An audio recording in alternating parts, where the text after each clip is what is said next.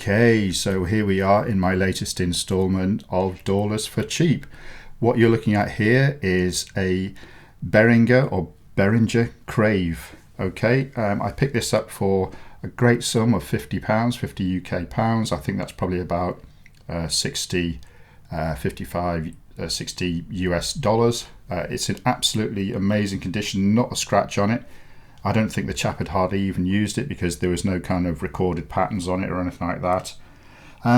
So what is it? Well, basically, I think it's a kind of monophonic synthesizer, and as you can see from the title of the video here, basically, I'm kind of struggling with it a bit. I'm trying to find its place in my setup. I know I've been online, looked on some YouTube channels. Some people really like it. Some people really rave about it. And I think maybe I haven't found that place yet. Maybe I don't quite understand it, but I'm kind of struggling really to find a place. And let's just go over what it is and what I've found out so far. And to be honest, I haven't really delved too deep into it. And also I come at it from a kind of non-modular perspective. So all of these kind of inputs and outputs here, which plug into modular devices, or can do, in all fairness, I haven't used and probably won't use. I'm just not into that kind of thing. So I'm probably not seeing the full value and full benefit of this what this device can do because of that. So there's a caveat about where I'm coming from here. So let's just look at some of the things I've discovered so far. I've only had a bit of use on it. But let's just talk about some of the great positive things about it.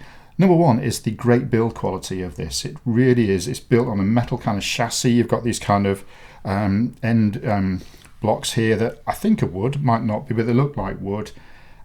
You've got your MIDI in here, and additionally you've got a MIDI through and a MIDI out, which is good because I also own a Volca bass which doesn't have a MIDI out and a MIDI through, so that's really useful. You've got some nice big knobs here, which is really good. Lots of space on the front panel and lots of these kind of really old retro toggle switches, which I really quite like. And then you've got this little panel here, which is a kind of emulates a keyboard, which if you coming from my perspective, coming from say a Volca bass, it doesn't really have that. You've got some nice little flashing lights here going on. What you haven't got is any kind of visual display or LCD display, even kind of a retro kind of 80s one. You don't have that. So when it comes to your kind of tempo here, you're just kind of adjusting it by ear, to be honest. So there we go. And you just heard a little bit about what it plays like.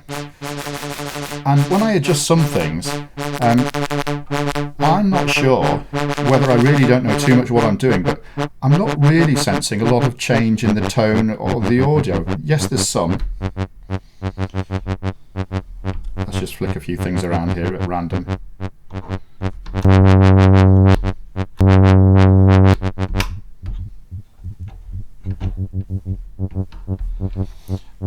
So what I do think it's good at is the kind of that traditional retro bass sound, and you can really tune that down to the nth degree because you've got so many kind of parameters here to change. But what you don't get is that kind of 303 squelchiness, the overdrive kind of thing, and the filters. But what I would say is the bass feels quite smooth, quite analogy. Well, it does feel like that. And you've got your attack. There we go. Attack, decay, sustain. There we go. And you've got a little sequencer here. So just focusing on the positives here. Like I say, good chassis, really great layout, well built, in and out here.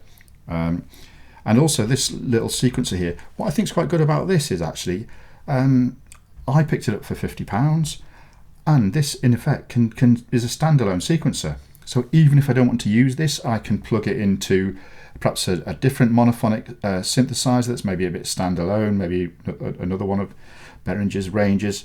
Plug it in and sequence it from here and plug it into something else. Fantastic. So in a way, £50 isn't bad for a sequencer.